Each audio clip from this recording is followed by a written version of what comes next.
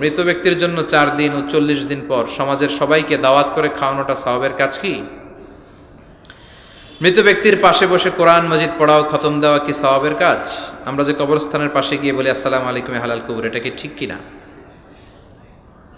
মৃত ব্যক্তির জন্য 4 দিন ও 40 দিন পর আপনারা যেটা করেন এটা বলে 40 কি বলে? সবাই একটা রমরমা ভাব নিয়ে খাইতে যায়, মনে হয় যে বিয়ের দাওয়াত খাইতে যাইতেছে, আছে না নাই? তো যে মরছে আপনি তার জন্য কাঁদবেন, দোয়াই না করবেন, এত খুশি কেন আপনাদের? আপনি খাওয়ান, খাওয়াতে দোষ নাই। আপনি মাইয়েতের রুহের মাগফিরাতের জন্য খাওয়ালে মৃত ব্যক্তির গুণ আল্লাহ মাফ করবে, সেটা ঠিক আছে, কিন্তু খাওয়াবেন মিসকিনদেরকে, ইয়াতিমদেরকে, তারা বেশি হকদার। এখন দেখা যায় 40 মিসকিনদের জায়গা কম, এলাকার পয়সাওয়ালা লোকেরা এসে লাইনে বসে থাকে, আমি দেখেছি যেটা।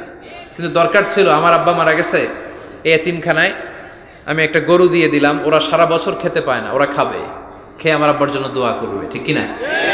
আর সবচেয়ে বেশি দোয়াটা কবুল হবে আপনার আব্বার জন্য। আপনি যাকে দোয়া করানোর জন্য আনলেন, উনি কি আপনার আব্বার জন্য কাঁদবে? আর কাঁদলেও এই কান্নাতে আন্তরিকতা কতটুকু, এটা প্রশ্নবিদ্ধ। কারণ উনি আমার বাপের লেগে কান্দে, আমারই চোখ দিয়ে পানি বের হয় না আমার বাপের লেগে। ঘটনাটা এরকম, তাই না? আপনার বাবার জন্য আপনি কাঁদবেন, ভাড়া করে কাউরে এনে কান্না করানোর দরকার নাই। রব্বির হামহুমা কামা রব্বায়ানি সাগীরা, আপনি দোয়া করবেন। ইসলামকে আমাদের মানতে হবে ঠিক তেমন বিশ্বনবী শিখিয়ে গিয়েছে যেমন।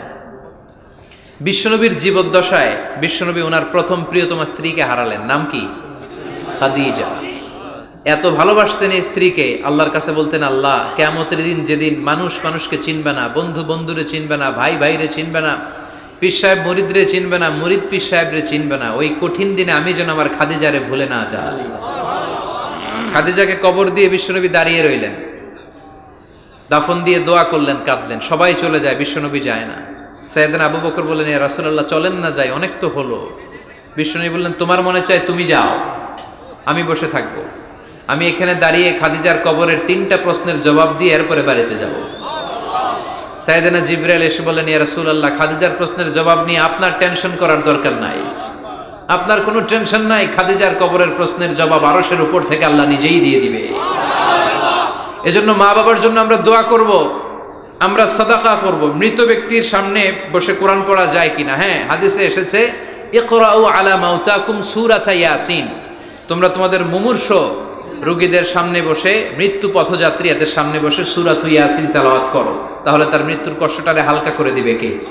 আল্লাহ পাক আমাদের সবাইকে কথাগুলো বুঝার ও আমল করার তৌফিক দান করুন। আমিন। যাদের হৃদয়ে আছে আল্লাহর ভয়, তারা কভু পথ ভুলে যায় না, আল্লাহর প্রেম ছাড়া এই দুনিয়ায় কারো কাছে কোনো কিছু চায় না।